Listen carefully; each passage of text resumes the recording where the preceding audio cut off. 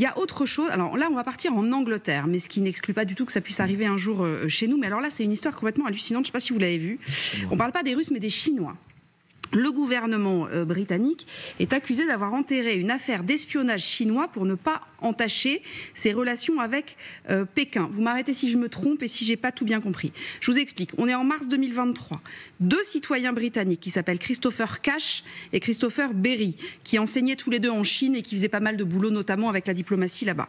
Ils sont arrêtés en Grande-Bretagne, tous les deux, soupçonnés d'avoir collecté et fourni des informations stratégiques sur donc la Grande-Bretagne et de les avoir transmis à l'État chinois et notamment au bras droit de Xi, donc le président chinois lui-même, qui aurait été destinataire de tout un tas d'informations très sensibles. Donc les 2 hommes sont inculpés.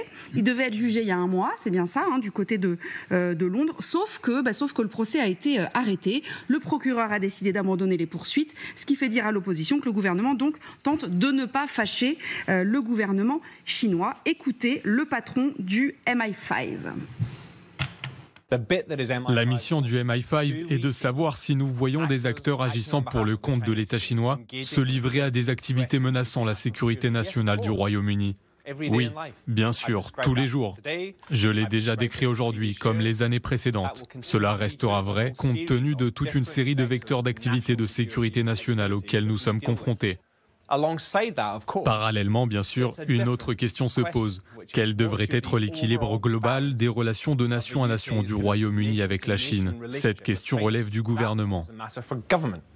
Eh oui, évidemment. Alors tous les témoins manifestement ont été auditionnés. François Chauvency, l'opposition conservatrice, donc elle saute sur l'occasion pour accuser les travaillistes de ménager la Chine. Il y a un moment où, j'allais dire, les relations commerciales ou amicales passent au-delà de l'intérêt, alors je ne vais pas dire l'intérêt supérieur du pays, on ne sait pas ce qu'ils ont transmis, enfin le MI5 le sait peut-être, mais il y avait manifestement quand même des informations qui étaient très stratégiques pour la Grande-Bretagne. Je dirais que j'aborderai 2 points. Oui, effectivement, je pense qu'on a des témoignages de ce genre d'événements où effectivement la raison d'État prime finalement sur le droit d'une certaine manière.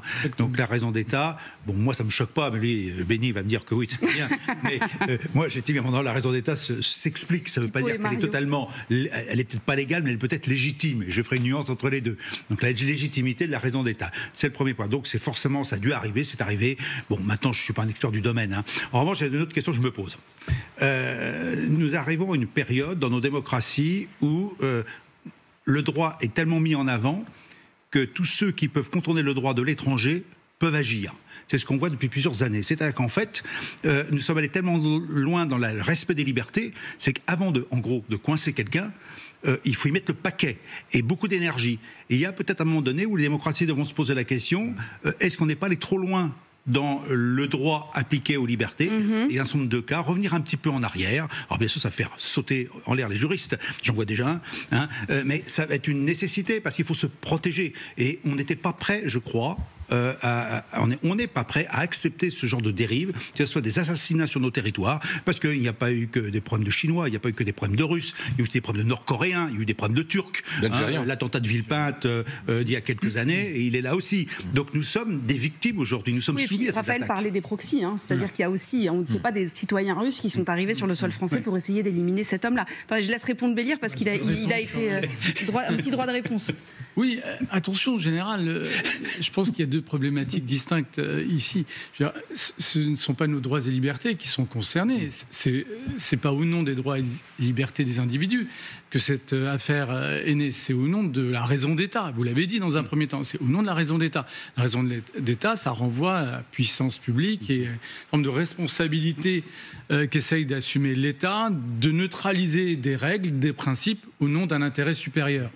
Bon, le problème là, c'est que l'intérêt supérieur, on ne le voit pas forcément. Alors juste, il dit, le gouvernement, donc, parce que Keir Starmer, donc, le Premier ministre britannique, il dit, ah oui, mais moi, je ne peux pas me préoccuper de ça, parce qu'en fait, ça s'est déroulé, les faits, s'ils ont effectivement eu lieu, se sont déroulés sous le précédent gouvernement qui était conservateur et qui considérait que la Chine était un défi, mais pas une menace. Ce sont ces mots.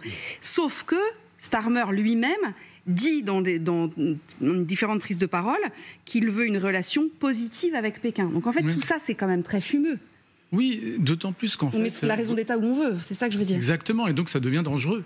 Parce que le curseur, vous allez vous allez le déplacer sans avoir de critères très clairs. Et donc, vous imaginez un pouvoir d'une autre nature que celui qui est en place en Grande-Bretagne et qui définirait le curseur beaucoup plus loin encore.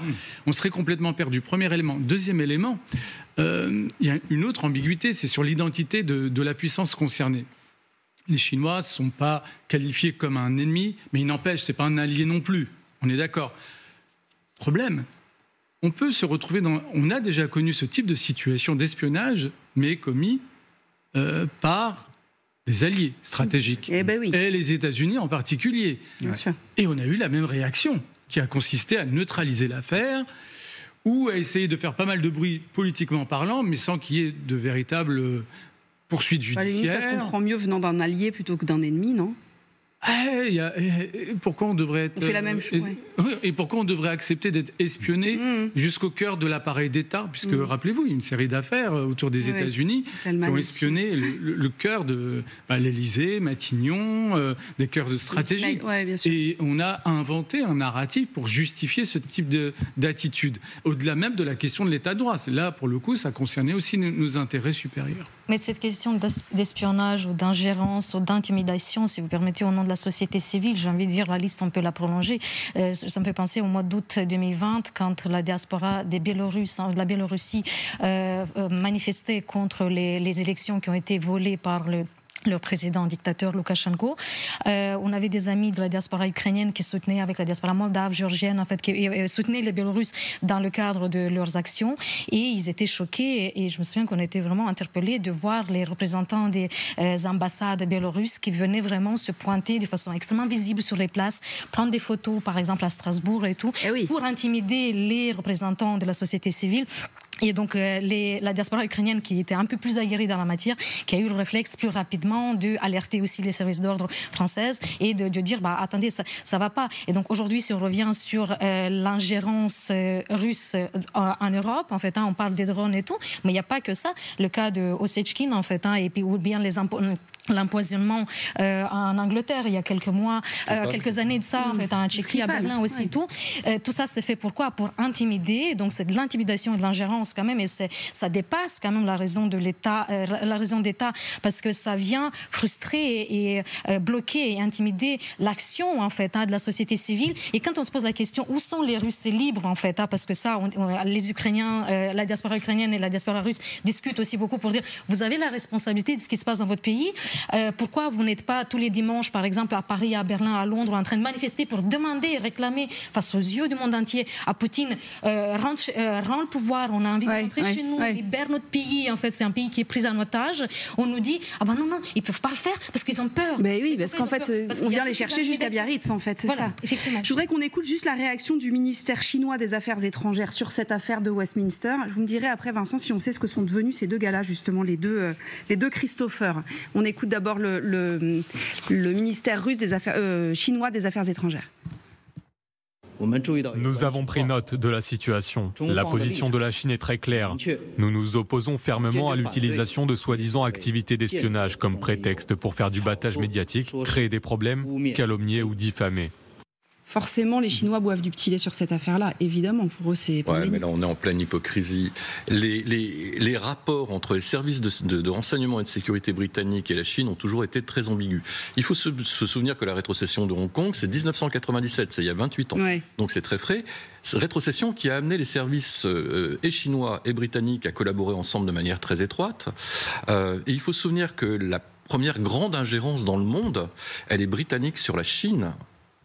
Au XIXe siècle, avec la guerre de l'opium, et l'opium qui a été introduit de manière massive en Chine pour déstabiliser justement l'empire du milieu. Donc finalement, c'est une espèce de juste retour des choses. Ça veut dire que c'est pas une histoire de naïveté ou ce genre de choses. Ça veut dire qu'on se jauge. C'est quand on se jauge, en fait. Et si vous avez vu la très belle série The Agency, on voit justement les rapports de grande hypocrisie des services de renseignement britanniques vis-à-vis de leurs homologues chinois. Je veux dire, il y a une grande culture de l'Extrême-Orient au sein du MI5 et du MI6. Ce sont certainement les services occidentaux qui connaissent le mieux la Chine et l'Asie du Sud-Est, et ils s'en servent de manière remarquable. Mais ça signifie aussi des synergies de temps en temps. Et j'ai beaucoup aimé l'hypocrisie et même la perfidie de Ken McCallum, le chef du MI5, qui renvoie finalement la raison d'État à son gouvernement. Bon, en tout cas, on ne sait pas, Ronald Datto, ça fera peut-être des dégâts politiques, ça pour le coup, voilà, à suivre. Je ne sais pas, on verra ce qui se passe, mais en tout cas, c'est certain que moi, ce qui m'inquiète, c'est toujours mes étudiants chinois à Sciences Po. Je ne devrais pas dire ça, mais ils sont souvent, je m'en méfie, quoi. Je pense que les étudiants chinois qui sont en France doivent avoir un blanc-seing du gouvernement chinois. Et étrangement, je l'ai déjà dit ici, j'ai reçu souvent des invitations par une fonctionnaire chinoise de l'UNESCO pour me rencontrer pour parler de la grandeur du rôle de la Chine dans le maintien de la paix. J'ai refusé. J'ai été invité aussi à accompagner un groupe de diplomates chinois pour leur faire visiter les champs de bataille de Normandie. J'ai refusé. On vous offre de l'argent, hein, et c'est toujours fait de façon très... c'est ça. Ça veut dire que ça rend méfiant et peut-être pas du tout. Et à l'époque où il y avait des étudiants russes, c'était la même chose. Ils travaillaient souvent en binôme, des couples très sympas.